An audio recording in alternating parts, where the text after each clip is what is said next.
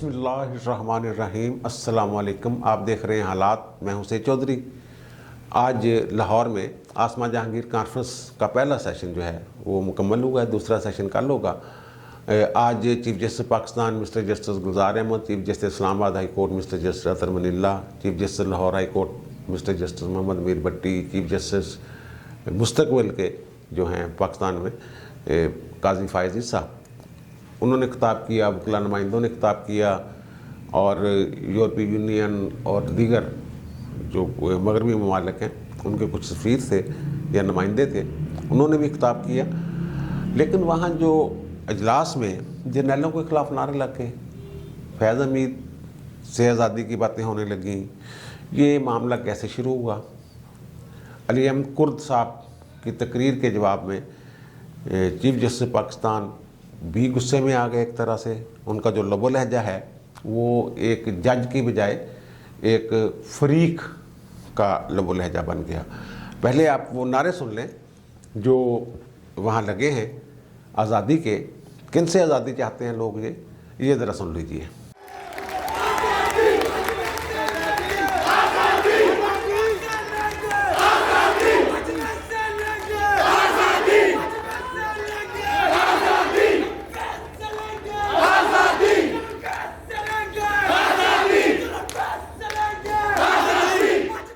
हुआ ये कि मुख्तलिफ लोगों की तकारीर के बाद अली अहमद कुर्द जो सुप्रीम कोर्ट बार एसोसिएशन के साबिक़ सदर हैं, वो तकरीर के लिए आए।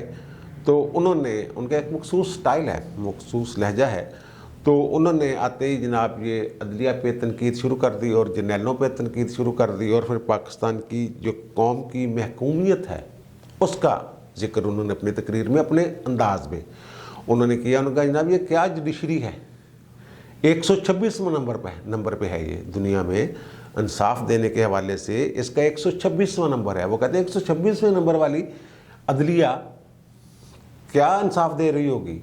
वो कहते हैं 126वें नंबर पे पाकिस्तान की अदलिया को जर्नलों ने पहुंचाया है। वो कहते हैं 22 करोड़ अवाम एक तरफ, अवाम की ख्वाहिशात एक तरफ, अवाम के नुमाइंदे एक तरफ, लेकिन एक जर्नल, उनका एक जर्नल एक तरफ, यानी वो सब पे वो कहते हैं एक जर्नल जो है वो भारी है। और अदलिया का ये हाल है कि 8:30 बजे एक बंदा आता है इंसाफ लेने के लिए अदालत में और 2:30 बजे सीने पे ज़ख्म लेके चला जाता है। ये इंसाफ का हाल है बलूचिस्तान में जो लापता अफराद और ये वो इस तरह की उन्होंने कुछ बातें की। जब उन्होंने जर्नलों का जिक्र किया तो ज़ाहिर है वहाँ नौजवान वकला भी थे, कुछ स्टूडेंट्स कानून के लॉ कॉलेजेस के वो भी वहाँ थे। तो फिर जनाब वो नाराबाजी हुई है कि आज़ादी, वो एक मखसूस नारे रहते हैं, आज़ादी छीन के लेंगे, आज़ादी तेरा बाप भी देगा आज़ादी, वो इस तरह मुख्तलिफ नारे, वो मैंने आपको क्लिप सुनवाया है। अच्छा, बीच में जर्नलों से आज़ादी, ज़ाहिर है वो कह रहे हैं कि 22 करोड़ अवाम जो हैं वो एक तरफ, एक जर्नल एक तरफ, तो फिर जर्नलों से आज़ादी, छीन के लेंगे आज़ादी, तमाम जो नारेबाजी थी उसका मरकज़, उसका जो नुक्ता नज़र सामने आ रहा था वो जर्नलों से आज़ादी की बात ही थी। और फिर वहाँ ये शुरू हो गया फैज़ से लेंगे आज़ादी, जनरल फैज़ से, जर्नलों से जनरल फैज़ से। अब जनरल फैज़ तो चले गए हैं, DGIC नहीं रहे, पेशावर के कोर के कमांडर होके वहाँ चले गए। फिर फैज़ का नाम क्यों इस्तेमाल हुआ है? फैज़ से लेंगे आज़ादी, फैज़ इस्तारा या अलामत बन चुकी है। जनरल फैज़ हमीद इस्तारा या अलामत बन चुके हैं उस रवैये की जो आइन को पामाल करता है, सियासत में मुदाखलत करता है, वोट इधर उधर करता है, सियासी जोड़ तोड़ करता है, एतमाद का वोट दिलवाता है, मर्जी का चेयरमैन सेनेट बनवाता है। ये अलामती तौर पे जब भी जनरल फैज़ का नाम आएगा, जो मैंने ये समझा इन नारों से, तो इससे यही मतलब लिया जाएगा, अगर नेगेटिव मैनों में कोई नारेबाजी हो रही है, जिंदाबाद तो और चीज़ होती है ना, जब आज़ादी छीनने की बात है फिर और फैज़ हमीद साहब का नाम बीच में आ रहा है, तो इसका मतलब यही है जो मैंने अर्ज़ किया है। और फिर एक मज़े की बात ये कि यूथ जो है, नौजवान, ये पीटीआई को बड़ा फ़ख्र रहा है इमरान खान को कि ये मेरे साथ हैं, ये फ़ौज के मुजाहिद हैं, मेरे मुजाहिद हैं, एक पेज पे दोनों हैं, हमारे हैं, नौजवान सबसे ज़्यादा मकबूल हूँ। ये जो नारेबाजी हुई है, ये नौजवान वकला और जो स्टूडेंट्स हैं उन्होंने नारेबाजी की है। ये कोई सीनियर वकला या बुज़ुर्ग वकला ने नहीं की, बल्कि इस पे तो जो सुप्रीम कोर्ट बार एसोसिएशन के सदर हैं मोहम्मद एहसन बून, उनको उठकर माइक पे आना पड़ा। उन्होंने नाम ले लेके लोगों को कहा, यार जेंटलमैन आराम ना, प्लीज़ बैठ जाओ बैठ जाओ बैठ जाओ, जान दो। ये शेम शेम के नारे, जब अदलिया का 126वें नंबर की बात थी ना, तब शेम शेम के नारे लगे थे, शेम शेम शेम। उस वक्त चीफ जस्टिस पाकिस्तान भी मौजूद थे और दीगर जिनका मैंने जिक्र किया, बहुत सारे जजेस वहाँ उस वक्त मौजूद थे स्टेज पर जब शेम शेम के नारे लग रहे थे। उस वक्त वहाँ साबिक चीफ जस्टिस पहली रो में बैठे हुए थे नीचे, साकिब निसार साहब, उनका रंग जो है वो देखने वाला था। चीफ जस्टिस पाकिस्तान का रंग भी मुतगय्यर हो गया। वो अपने खिताब, जब तक उन्हें खिताब का, जब आखिर में ज़ाहिर उन्हें मेहमान खुशी वो थे खिताब करने, तो वो कुटते हुए नज़र आ रहे थे।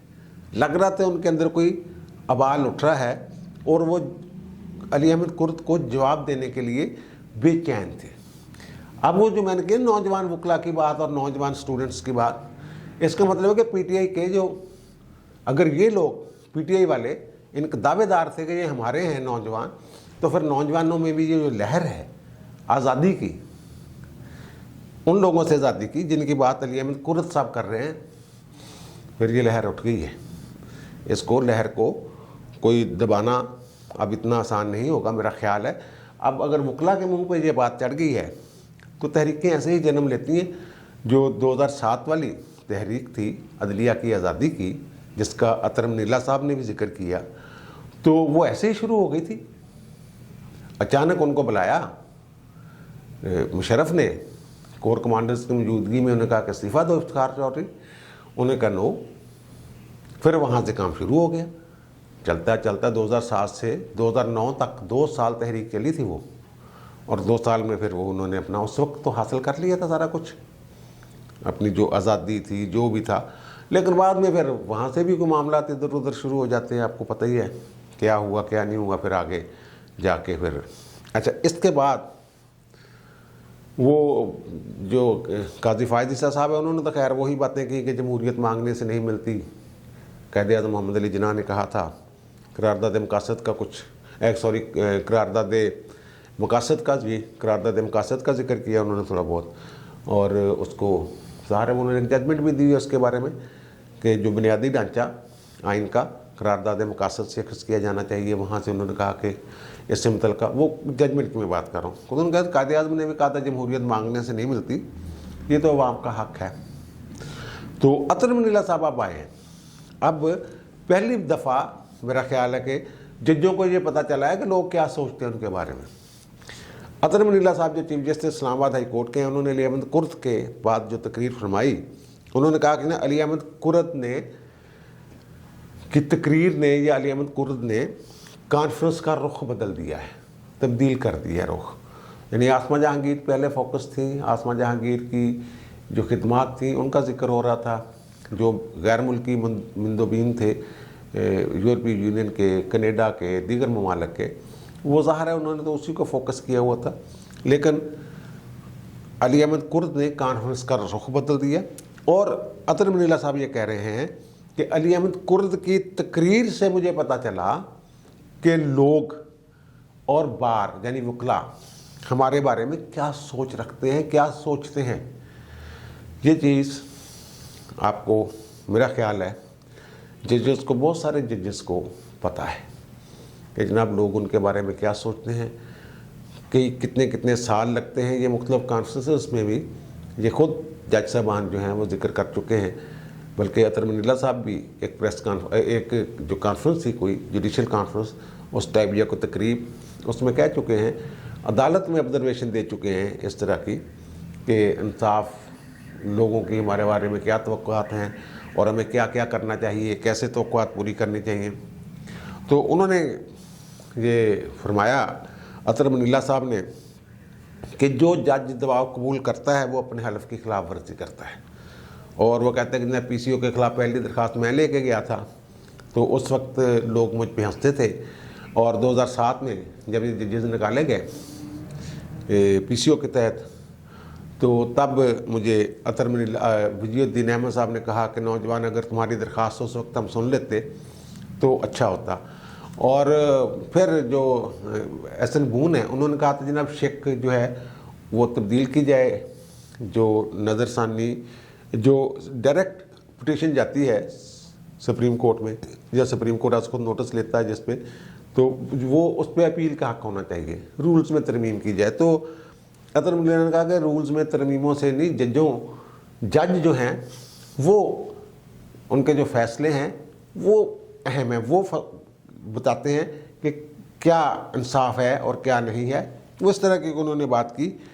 तो बहरहाल ये बात अजीब बात है कि उन्हें आज पता चला कि अदलिया के बारे में लोग क्या सोचते हैं और वकला क्या सोचते हैं। सोचते तो बड़ी देर से हैं, लेकिन शायद मुंह पे बात करने की ज़रूरत बहुत कम लोगों को होती है। वो अली अहमद कुर्रत साहब जो हैं, वो तो खैर अतर मनीला साहब की अदालत में पेश ही नहीं होते, इनकी ज़ाती आपस में दोस्ती है। मुझे कुर्रत साहब ने खुद बताया था कि मैंने इस्लामाबाद हाई कोर्ट का आज तक मुँह नहीं देखा, कि जब तक अतर मनीला साहब वहाँ चीफ जस्टिस है, मैं तो वहाँ किसी कोर्ट में पेश ही नहीं होता। मरीम नवाज़ वाला केस लेने से उन्होंने इसीलिए इनकार किया था, जो अब अरफान कादर साहब कर रहे हैं, कि मैं इस्लामाबाद हाई कोर्ट में पेश नहीं होता। ये उन्होंने मुझे खुद बताया था। अच्छा, ये तो हो गया। अब जनाब आपके आगे chief justice Pakistan mister justice Gulzar Ahmed, वो जो मैंने कहा ना कि वो अली अहमद कुर्द की तकरीर के बाद जो था उनका बॉडी लैंग्वेज, उससे अंदाज़ा हो रहा था कि जनाब साहब थोड़ा सा गुस्से में हैं, माइंड करके। अब उन्होंने कहा कि जनाब अली अहमद कुर्द का अगर इशारा मेरी अदालत की तरफ है तो मैं इससे एग्री नहीं करता, मुतफिक नहीं हूँ। यहाँ लहजा ठीक है, आराम आराम से, लेकिन एकदम उनका लहजा बदलता है। और हमने तो यही पढ़ा है जो जजेस के कोड ऑफ कंडक्ट है, और उसमें तो यही लिखा हुआ है कि जनाब जजेस जो हैं वो गुस्सा नहीं करते, गुस्से में कोई फैसला नहीं देते, इस तरह की बातें जाती होती हैं, और अपने जो डिग्निटी है वो बरकरार रखते हैं अदालत में। और मेरा ख्याल है जो अदालत में जज का रवैया होता है वो बाहर भी वही होता है। लेकिन गुलजार अहमद साहब जो हैं, उनका जो लबो लहजा था, मुझे ऐसा लग रहा था कि कोई कुर्द साहब जो फ़िक्रे हैं ना, वो बोलते हैं, वो तोड़ देते हैं फ़िक्रे। आधा फ़िक्रा बोल के फिर दूसरे फ़िक्रे पे चले जाते हैं, फिर तीसरा फ़िक्रा आधा छोड़ के फिर चौथे पे चले जाते हैं। उनका एक स्टाइल है तकरीर करने का। मुझे ऐसे लगा कि ये अली अहमद कुर्द साहब ही हैं, वही बोल रहे हैं, लेकिन उनका जो स्टाइल है वो बदल गया। वो पूरे फ़िक्रों के साथ अली अहमद कुर्द साहब, यानी वो justice chief justice Pakistan Ali Ahmad Kurd के लबो लहजे में, उसी अंदाज में बात कर रहे हैं। वो अली अहमद कुर्द साहब थोड़ा सा हाथ ज़्यादा हिलाते हैं या ज़्यादा जिस्म की हरकत व सकनात होती हैं, इनकी ज़रा कम थी, लेकिन लहजा गुस्से वाला वही था। वो कहते हैं कि ना, मुझे किसी को कभी जुर्रत नहीं हुई कि मुझे डिक्टेट करे या मैं डिक्टेशन लूँ। डिक्टेशन ना कभी ली है, ना कभी सुना है, इस तरह की उन्होंने बात की है। और उन्होंने कहा कि जनाब कि अवाम को इंसाफ फराहम कर रहे हैं, मेरी अदालतें इंसाफ फराहम कर रही हैं, सुप्रीम कोर्ट में भी जजेस ठीक कर रहे हैं, हाई कोर्ट में भी ठीक काम किया जा रहा है, लोअर कोर्ट भी ठीक है। उन्होंने सारा कुछ ओके कर दिया। और उन्होंने कहा, ये गैर जमहूरी हुकूमतों को तो हम तस्लीम ही नहीं करते। और उन्होंने कहा कि जनाब ये जो अमूमी आपने खिताब फरमाया है कुर्रत साहब, इससे गलत फहमी पैदा हो सकती है, ये आप गलत फहमी पैदा कर रहे हैं अदारे के बारे में, और अमूमी बात ना करें कि अदलिया आज़ाद नहीं। आप बताएं कहाँ डिक्टेशन ली है हमने, किस केस में इंसाफ नहीं हुआ। चीफ साहब कहते हैं कभी ऐसा फैसला नहीं किया जो दबाव के तहत हो, और कभी किसी की ज़रूरत नहीं हुई कि मुझसे फैसले कराए। इस तरह की उन्होंने बातें की हैं चीफ जस्टिस मिस्टर गुलजार अहमद साहब ने। और वो कहते हैं कि जनाब अमूमी बात ना करें, ये गलतफहमी पैदा ना करें मेरा ख्याल है गलतफहमी अवाम में और वकला में नहीं है, गलतफहमी दूसरी तरफ, लाइन के दूसरी तरफ जो लोग हैं उनको है कि हम बड़ा इंसाफ कर रहे हैं, बड़ा लोग हमसे खुश हैं, सुबह लोग आते हैं और हम उनके मुंह मोतियों से भर के वापस भेजते हैं, इंसाफ का बोलबाला है। भाई यहाँ तो बंदा केस करने से पहले कोई 1000 मरतबा सोचता है। छोटा मोटा नुकसान, छोटे मोटे जो हुकूक हैं उनकी खिलाफ वर्जियाँ जो हैं वो इंसान वैसे ही दिल में बर्दाश्त कर लेता है कि छड्डो यार इसे करो छिड़पना सानू किहड़ी अदालतां जाना। 2-2 3-3 नस्लें सिविल कोर्ट्स में वो केसों में बेचारी दुनिया से चली जाती हैं इंसाफ की उम्मीद लेकर। अब ये जो बात कर रहे हैं ना गुलजार साहब के, बताएं आप कहाँ, इसमें बताने वाली क्या बात है। हामिद खान साहब की एक तकरीर है वो सुन लें आप। उन्होंने कहा गुलजार डॉक्ट्राइन, गुलजार डॉक्ट्राइन क्या है उनके बकौल, वो ये है कि पहले लगाते थे जज, नोटिस करके पड़ी रहती थी दरखास्तें लोगों की अहम मामलात में, अहम किस्सों में। वो कहते हैं गुलजार डॉक्ट्राइन ये है कि ये उन्होंने कहा कि जनाब जो हसास नौईद का केस होना वो लगाए ही ना, पड़ा रहे। ये एक और बड़ा वकील जिसका नाम हामिद खान है वो कह रहा है।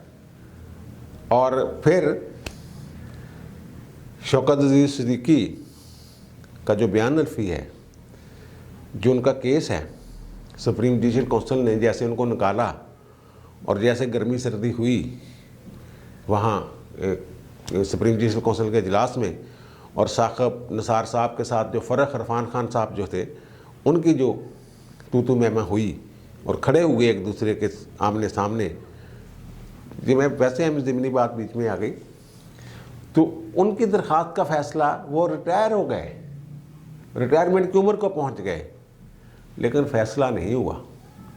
यही वो कह रहे हैं कुर्रत साहब कि लोग 8:30 बजे आते हैं, 2:30 बजे सीने पे ज़ख्म लेके चले जाते हैं, या तारीख पड़ जाएगी या एडजर्न हो जाएगा या लेफ़्ट ओवर हो जाएगा। तारीख भी नहीं पड़ती यार, तारीख भी नहीं पड़ती, लेफ़्ट ओवर हो जाए तो तारीख भी नहीं पड़ती। तारीख लगवाने के लिए लोग उससे ज़्यादा मेहनत करनी पड़ती है जितनी मुकदमा दायर करने में करनी पड़ती है, उससे ज़्यादा मेहनत तारीख लगवाने पे करनी पड़ती है। चीफ साहब आप अपने देखें ज़रा जाके, लोग रिटायर हो गए, नौकरियों के केस हैं, हाई कोर्ट ने किसी के फेवर में फ़ैसला किया, उसके खिलाफ सरकार चले गई, या हाई कोर्ट ने किसी की मुखालफत में फ़ैसला किया तो वो बंदा ऊपर चला गया। 15-15 साल हो गए हैं, केस ही नहीं लग रहे। वो रिटायरमेंटों की उम्रों को पहुँच के लोग घरों को चले गए हैं। अब लग भी जाएगा तो कहते गैर मौसर हो गई, तू तो रिटायर हो गया, छठ पर दफ़ा कर, की करना की नहीं करना, तुम्हें 15 साल काम ही नहीं किया, 15 साल की तुम्हें क्या हम मेहनत दिलवाएं या पैसा दिलवाएं। फिर फैज़ाबाद धरने में जो फैसला किया था बेंच ने, जिसकी वजह से काजी फायज़ ईसा साहब ज़ेर अताब हैं, मुसलसल ज़ेर अताब हैं, वो फैज़ाबाद धरने वाले केस पे क्या फ़ैसला हुआ, वो क्या अमल दरामद हुआ, क्या हुआ, क्या आगे बात चल रही है, क्या नहीं हो रहा, क्या हो रहा है। ये दबाव है या दबाव के बगैर ही आप कह रहे हैं मैं दबाव नहीं लेता, किसी की जुर्रत नहीं, तो यहाँ कुछ जुर्रतें दिखाएं अपनी, इंसाफ। आपने तो आइन के तहत ही काम करना है ना, इंसान अहम नहीं होते, आइन और कानून अहम होता है, उसके ताबे चलना है, इंसानों की बात थोड़ा माननी है आपने। अगर इंसाफ, या तो फिर वो भी आप ही का बेंच था, आप ही के जजों का बेंच था फैज़ाबाद धरने वाला, या फिर अगर इंसाफ कर रहे हैं तो उन्होंने इंसाफ नहीं किया। अगर उस पर अमल दरामद रुका पड़ा है, आप उस पर कुछ कर नहीं रहे या करने नहीं दे रहे, तो फिर दूसरा आप गलत हैं। दोनों में से एक तो गलत है ना यार, दोनों में से एक गलत है। और फिर जो सेठ वकार वाला केस था, हामिद खान साहब ने ये कहा कि वही गुलजार डॉक्ट्राइन को उसको पढ़ा है, वो बेचारे मर गए। उन्होंने पिटीशन फाइल की थी, सीनियरिटी जो नज़रअंदाज करके सुप्रीम कोर्ट में तकर्रियाँ हो रही थी। तो जस्टिस मुनीर अख्तर के दौर की शायद ये बात है, जब उन्होंने पिटीशन फाइल की थी वो बेचारे मर गए, अल्लाह को प्यारे हो गए।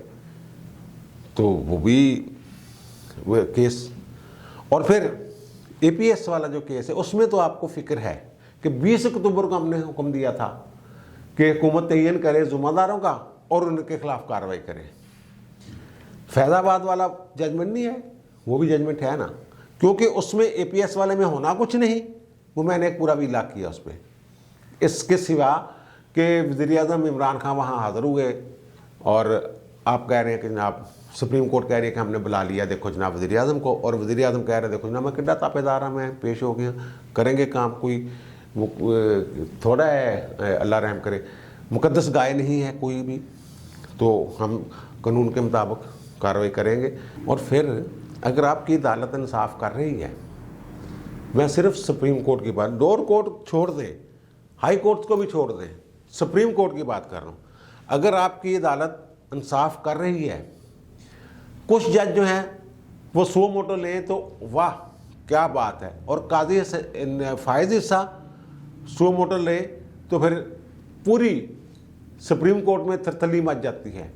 आप मुल्क से बाहर होते हैं, कायम काम चीफ जस्टिस उमर अता बंदयाल साहब एक नया बेंच बना देते हैं और फिर उसमें फैसला कर देते हैं। सिर्फ काजी के सो मोटो लेने पे एक फैसला आ जाता है कि जनाब सो मोटो कौन ले सकता है, आज खुद नोटिस सुप्रीम कोर्ट में कौन ले सकता है, कैसे ले सकता है, कैसे लिया जा सकता है, उसकी ज़बान भी बंद कर दें, हाथ भी बांध दें।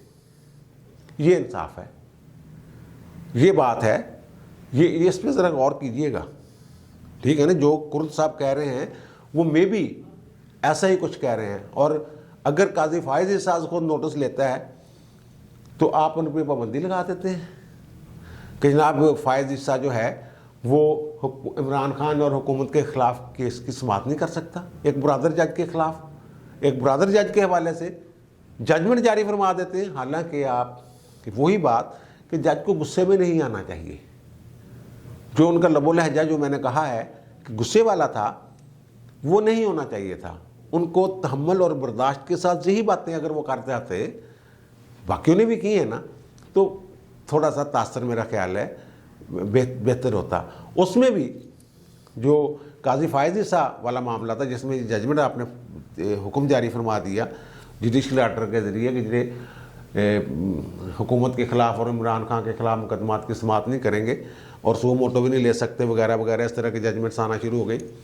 और ये तो आप चीफ जस्टिस पाकिस्तान आप जारी करते हैं पेशी फहरिस्त, आप उनके पास वो केस ना लगाते, बात चुप रहती खामोशी से। आपका एक इख्तियार है, कानूनी इख्तियार है, वो आप इस्तेमाल करते रहते।